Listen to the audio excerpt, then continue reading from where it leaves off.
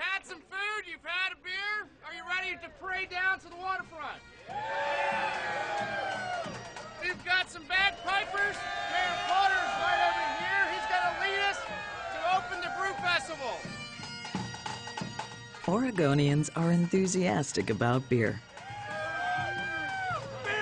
And that enthusiasm is part of a long tradition, one that reaches back into the earliest days of the Oregon Territory.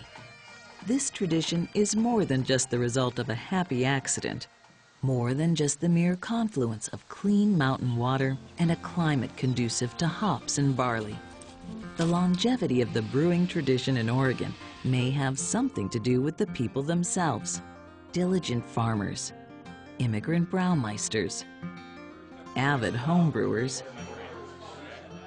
microbrew revolutionaries, oh yeah, and beer drinkers.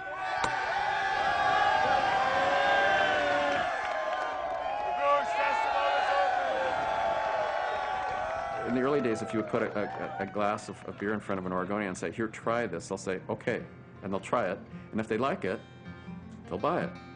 In some parts of the country, they'll say, I'm not interested in trying anything new. Really? Free beer, not interested. One of the things that I credit our success and the success of craft brewing is Oregonians are kind of adventurous by nature. A few people got this whole thing started, changing the entire nature of one of the world's largest industries. And we've given the good name to beer.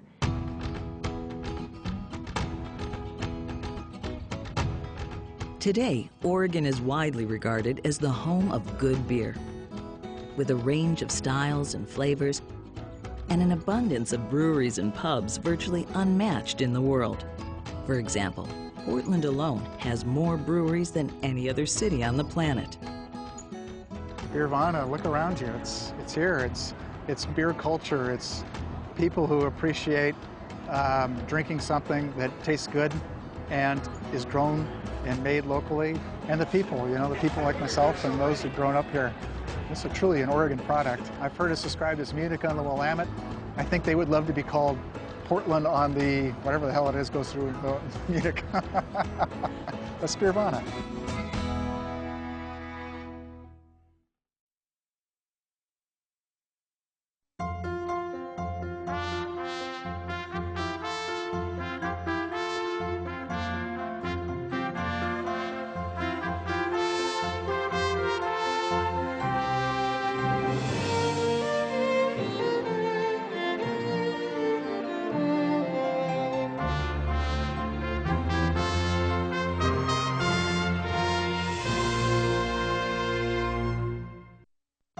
Funding for Oregon Experience is provided by the James F. and Marion L. Miller Foundation, the Ann and Bill Swindell's Charitable Trust, the Oregon Cultural Trust, and from viewers like you.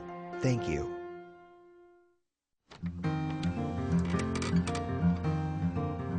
He was a young man from a small town in southern Germany. By the age of 22, he'd completed an apprenticeship in the brewing industry and was well on his way to becoming a master brewer. He was serious, ambitious, and more than a little adventurous, and like many young immigrants of that era, thirsty for opportunity. So he packed his brewing journals and recipes and headed to America. He apprenticed in a few eastern cities, but in the spring of 1856, he found himself sailing up the Columbia River, ultimately arriving at this place, Fort Vancouver in Oregon Territory. It would be here that Henry Weinhard would sow the seeds of his brewing empire. Weinhard had secured a position as the brewmaster for the Vancouver Brewery, an incredible opportunity for the young immigrant. You had at the time two Fort Vancouvers. You had the Hudson's Bay Company post, which was in decline, but you had the U.S. Army's post named Fort Vancouver, just on a ridge above the Hudson's Bay Company fort. The Army was here for a number of reasons, specifically to help protect the American immigrants coming across on the Oregon Trail, but also then to help those settlers who were then moving up into the north. The market for beer was significant, with over 800 soldiers, as well as civilian tradespeople, settlers, and an influx of gold miners in and around the fort. In a series of strategic moves, Weinhard came to own the Vancouver brewery within a few short years of his arrival. Weinhard's was not the first brewery in the Northwest. That honor most likely belongs to Henry Saxer's Liberty Brewery. But Weinhard acquired Liberty, and not long after, George Bottler's City Brewery. And with these pieces, he laid the foundation for his future.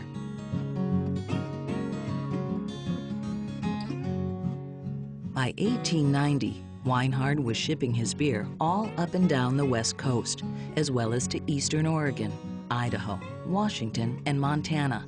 But he also supplied international customers in China, Japan, the Philippines, and Siberia. The Weinhard brand was flourishing. Weinhard recognized that his good fortune was closely linked to the success of the city. He became actively involved in Portland's civic life, often giving generously to various causes. But on at least one occasion, his philanthropy took a quirky turn. When Portland City Councilman Stephen Skidmore died in 1883, he left money for the construction of a striking fountain bearing his name. Skidmore mandated that the fountain be placed in Portland's business district so that dogs and workhorses and thirsty laboring men might have drink. Addressing the needs of thirsty working men was Weinhard's stock in trade, so he made a grand offer. Henry Weinhard, the brewer, as fine and honest an old German as you could find, and whose attorney I was, came to see me, as I was supposed on legal business, and when we were alone, he unbosomed himself of the proposition that he himself would bear the expense of whatever hose was necessary, in addition to the fire hose of the city, to connect his largest lager tank with the fountain and have the fountain spout free beer. C.E.S. Wood. But despite the brewer's enthusiasm, it was not to be. Some accounts from the time suggest that the logistics of moving beer that far, almost a mile, were just too challenging. But other accounts imply the head of the fountain fundraising committee thought the idea undignified, and so the offer was declined.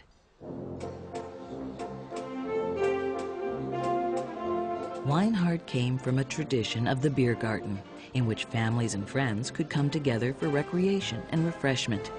Beer drinking was simply a part of that.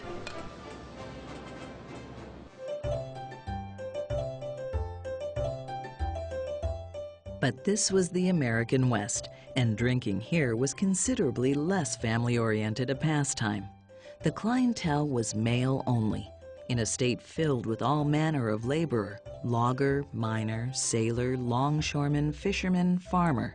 Oregon saloons were the hub of their entertainment, and beer their drink of choice.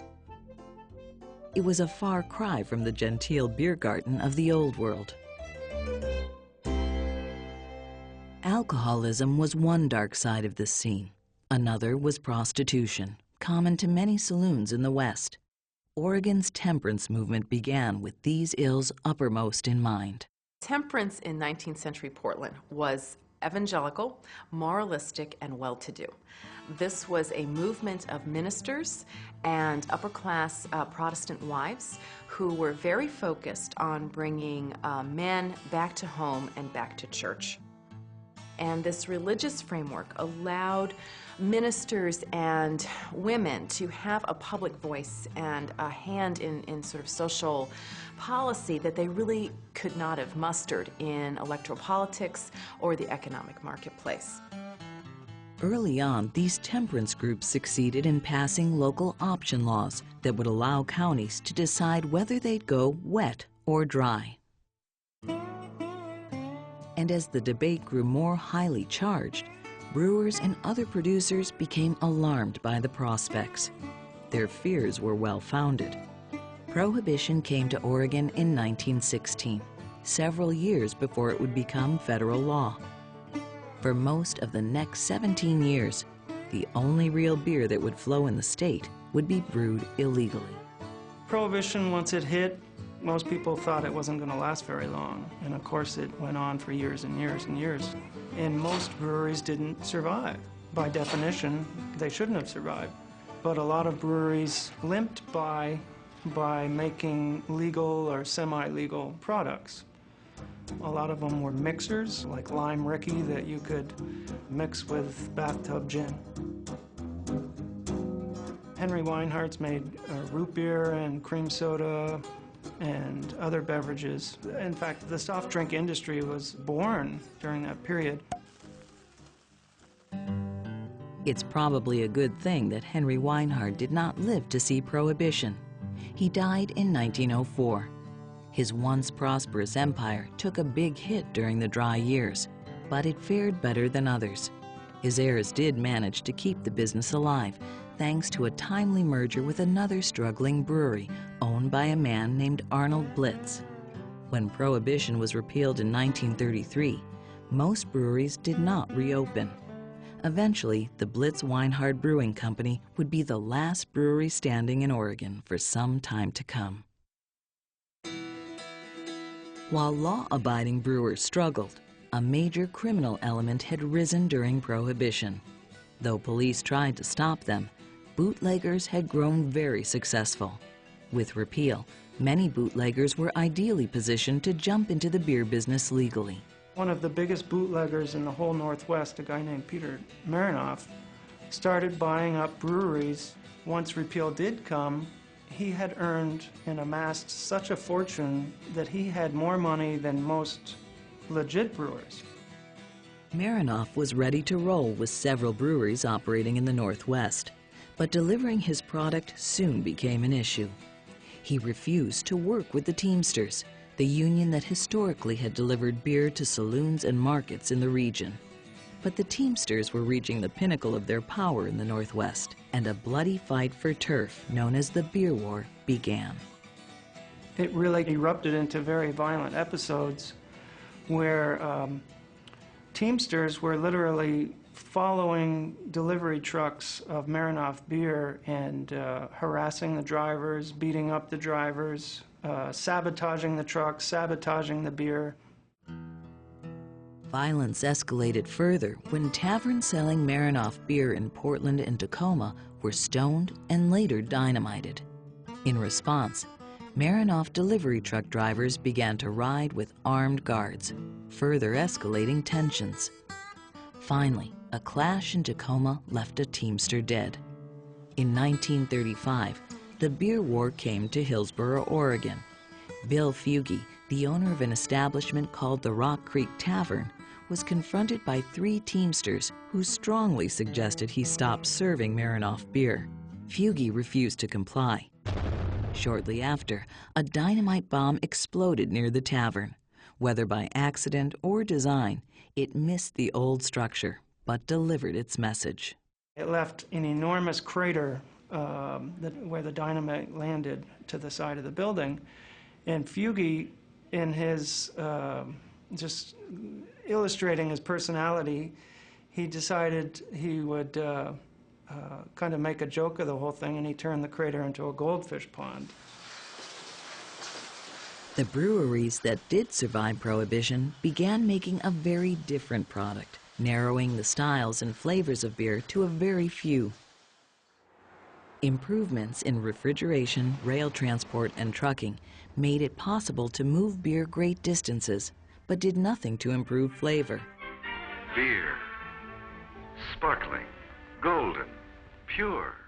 While a World War II trend toward processed food also contributed to the blanding of American beer. In today's brewery laboratories, knowledge passed down through the centuries is combined with modern chemistry of food. We had so many food companies, processing companies, that all of a sudden weren't making C rations anymore, and so they started making them for us, and we got used to that. We got used to the salt and the sugar and the blandness and the durability. Lager beers had been reduced in character and color until they were just yellow.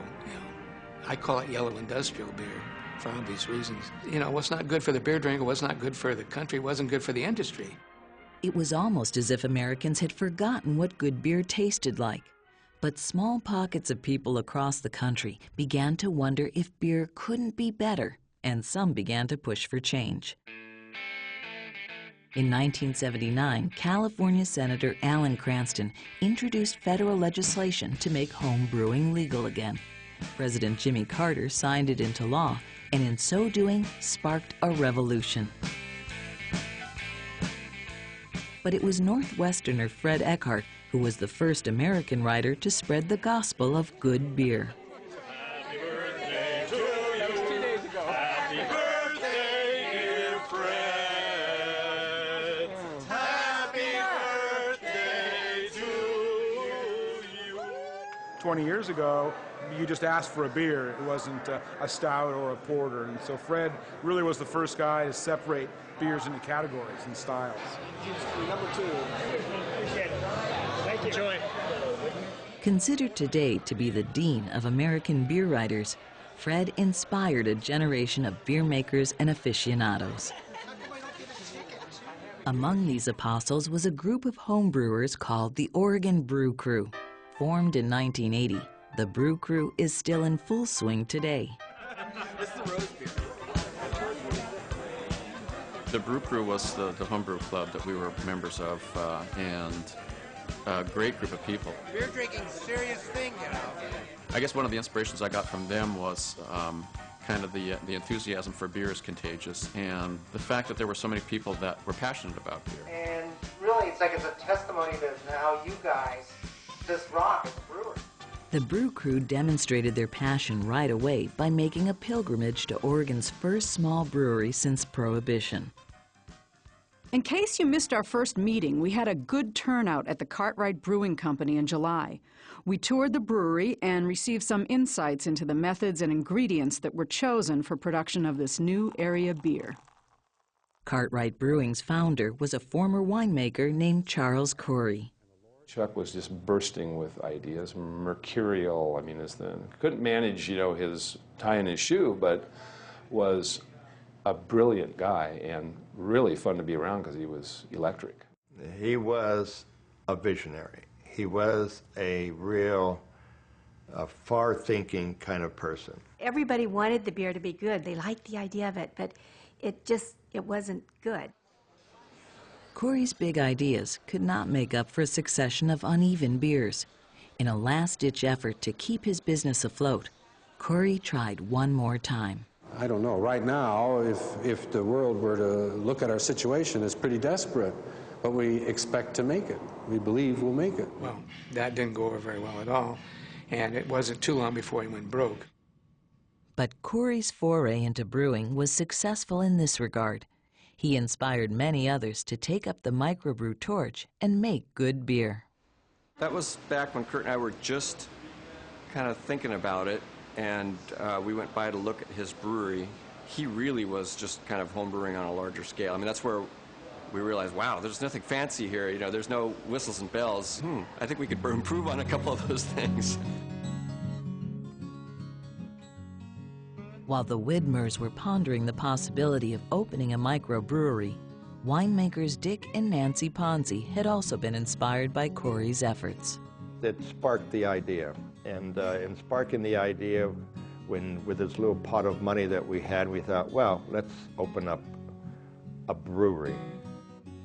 Dick Ponzi brought an engineering background and his experience in Oregon's burgeoning wine industry to bear on his new operation. And in 1984, he opened what would come to be called the Bridgeport Brewing Company. Ponzi enlisted the help of a young man with a fermentation science degree named Carl Ockert. To me, brewing is a combination of science, which I really love, and engineering, which I really love, and art, which I really love. And when you blend all those together, you get craft brewing, and that's what we did. The original microbrewers were starting from scratch, and in most cases operating with little capital. It's no wonder some of these were family operations.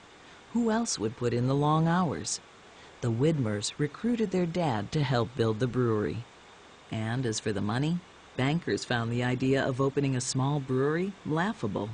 And I can't blame them in retrospect. I mean, what a wacky idea. Nobody had opened a brewery here, and with the exception of Cartwright, and the only one that had opened was rather short-lived, and so we didn't call attention to that fact.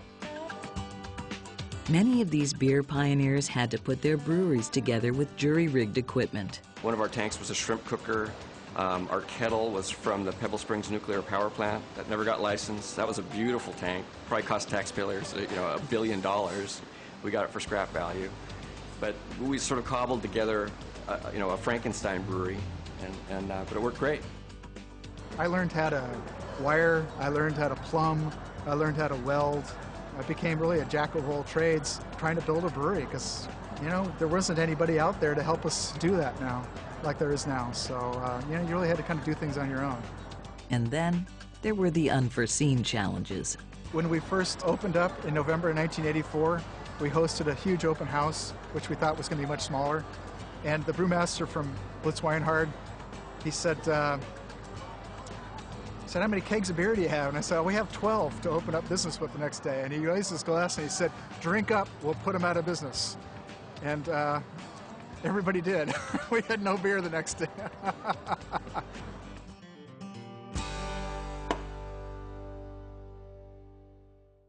But getting people to taste the beer was also a hurdle, which required creativity. What we would do when we would go out to sell the beer is convince a bar owner to give us a try. And then, because we didn't have commercials or billboards or anything, really, we would gather up our friends in the evening and make them come with us. And then we'd go to these bars, and Kurt and I would buy beers for them so that there would be some velocity. And we'd sit and talk with the bartenders, and so they became our designated drinkers. We made very sure that nobody drove. We would make sure everybody got home at night because we needed to go out the next night and do it again. Shortly after Bridgeport and Widmer Brothers Brewing Company opened, others followed suit. Over the next decade, Oregon would see the blossoming of dozens of craft breweries. But while many of the new breed focused on the brewing part of beer culture, some had been focusing on the environment itself. The public house is an integral part of a community. The most important thing is to have an environment that's comfortable for people coming in, So, and how do you get there? I guess that's the overall adventure and the search, the continual search. Your pub is only as strong as your community is. Your community has to support it. So if you're not there for the community, then you're not going to do very well. Mike Mcmenamin had been a beer and wine distributor in the early 80s. This job exposed him to a variety of beer and a variety of places to drink it. Soon he purchased the first of a string of pubs, eventually teaming with his brother Brian to run them.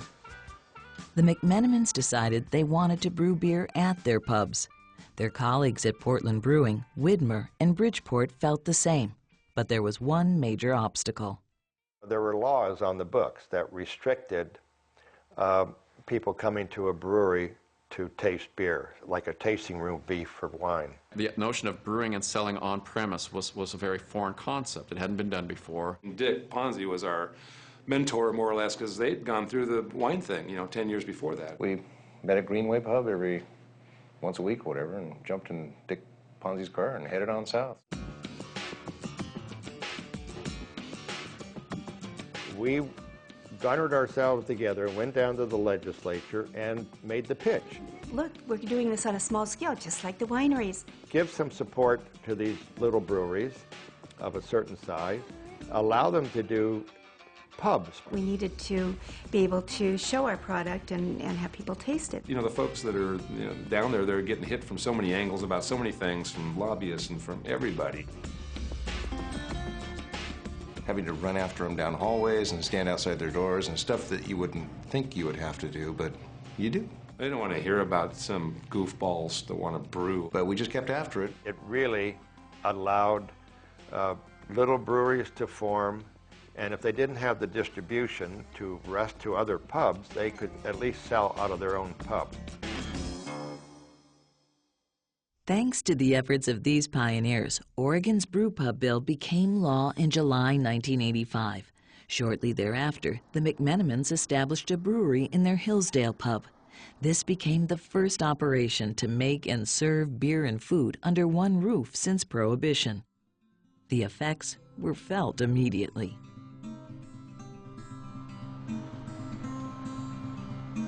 But the camaraderie of this experience didn't mean there wasn't a healthy rivalry among the microbrewers. We were the very first brewery to start, and I remember hearing about Kurt was going to start this brewery, and I thought, it's Portland, this is my town. He needs to go over to some other town and go down to Eugene and start it. This is my town. When we were planning it and we weren't going, and then Bridgeport opened, and then Whitmer opened, and we weren't there yet, we were wringing our hands thinking, oh no, you know, there isn't going to be enough market left for us by the time we finally get going. In the end, it gave credibility to have Kurt start up and the Portland Brewing start up and the Mcmenamin start up. It made people think, wow, this is for real. And, you know, that helped us. We were all three out knocking on doors, and it just gathered momentum much more quickly than it would have if there'd only been one. The market was growing so rapidly that there was room for all of us. While the microbrew revolution was revving up, Blitz Weinhardt was winding down. The company fell victim to the same dramatic shift that was absorbing and restructuring so much of the mainstream brewing industry. And in 1999, after a succession of sales to bigger breweries, Blitz Weinhardt closed its doors forever. After 143 years, Henry's empire came to an end. It was just so sad when they sold it, but you just wish they would have rock and rolled, you know, somehow and persevered.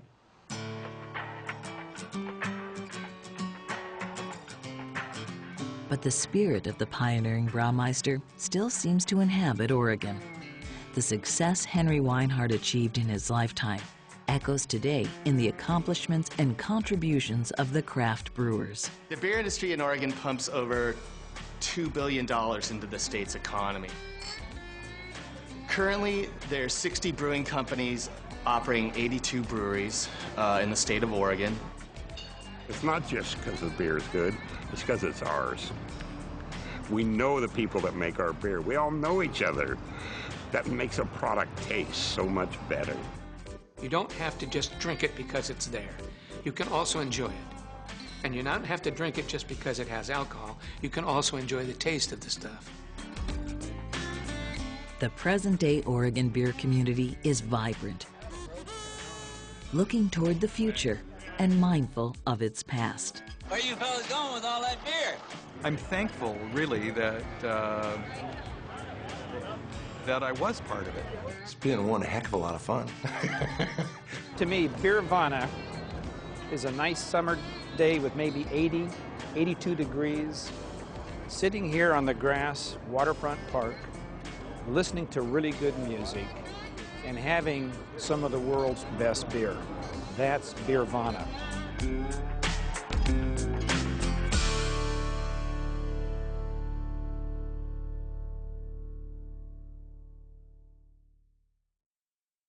There's more about Beervana on Oregon Experience Online. To learn more or to order a DVD of the show, visit opb.org.